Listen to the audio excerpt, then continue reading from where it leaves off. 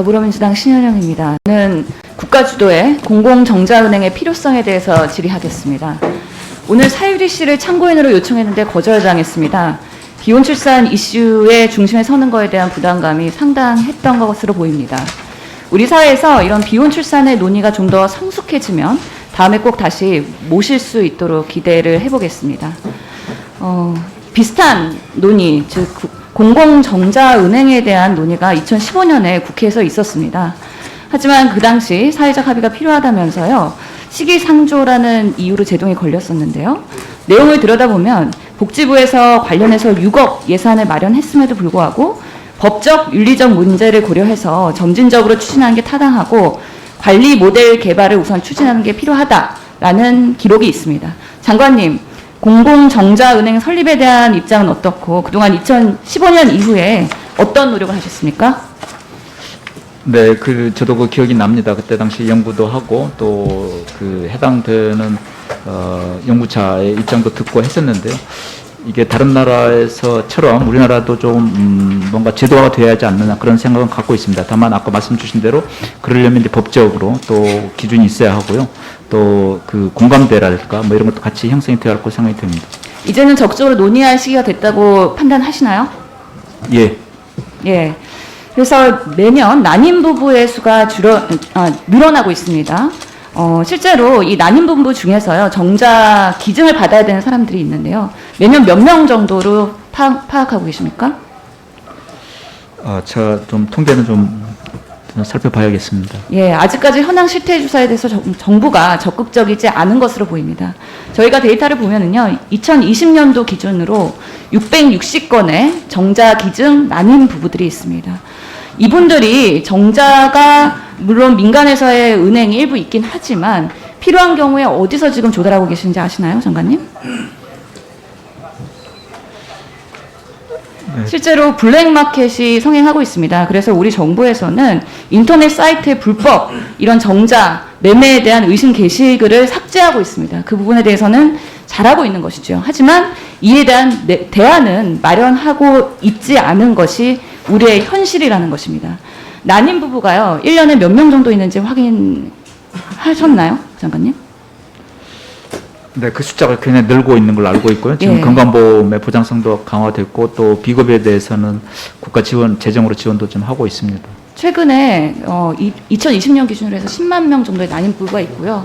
앞으로 더 확산될 것입니다. 그 이유는 고령 임신의 증가, 그리고 여러 가지 환경 호르몬 등 같은 외부 요인들이 있기 때문입니다.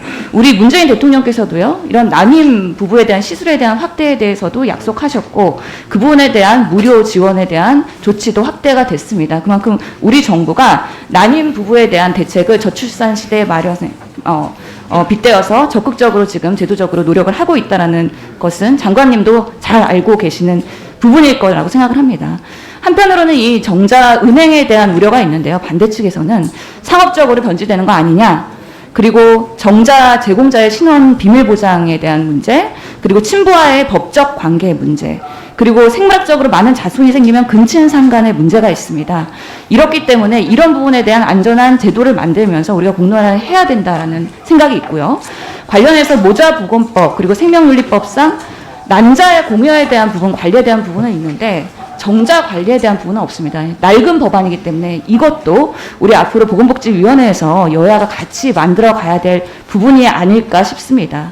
부산대에서의 공공정자은행을 운영하고 있는 박남철 교수님의 주장에 따르면요, 정관수술이나 항암요법을 시행하는 분들도 미리 정자를 보관할 수 있도록 선택권을 주고, 또 여러 가지 군인, 경찰, 소방관, 운동선수 이런 직업적으로 고위험군들은 현장에 투입되기 전에 조금 더 국가가 사회 안전이나 명예를 위해서 이분들의 그런 정자 보존에 대한 선택권을 주는 것들, 그리고 여러 가지 가입력에 대한 보전이나 아니면 저출산 극복 차원에서도 이런 필수 상황에 대한 대상부터 우리 국가가 이런 정자은행에 대해서 만들어가면서 준비를 해야 되지 않을까 싶은데요.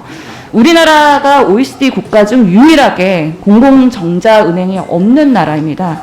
이런 면에서의 앞으로의 그런 정부의 적극적인 의지가 필요할 것 같은데 장관님 어떻게 앞으로 하실 건지에 대해서 좀 말씀을 주시면 좋겠습니다. 네, 공공 차원의 정자은행 설립은 아까 말씀드린 대로 난자에 대해서도 이렇게 하고 있듯이 그렇게 해야 한다고 생각이 됩니다. 근데 모자보건법이나 생명윤리법 등에서 좀 검토가 돼야 하고요. 근데 다만 이게 그 정자 기준의 활성화에 대해서 통계청의 작년도 조사에 의하면 사회조사에 의하면 비혼 출산에 대한 부정적 의견이 약 70%라고 합니다. 그래서 이런 부분에 대해서 사회적으로 충분히 조금 공론화를 통해서 이게 그 어떤 특정한 업체라든지 아니면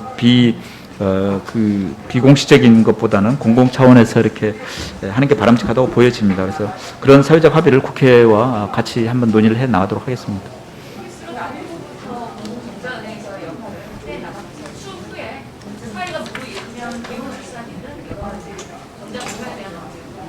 네. 네, 수고하셨습니다. 이제 존경하는 전복민 의원님 질의해 주십시오.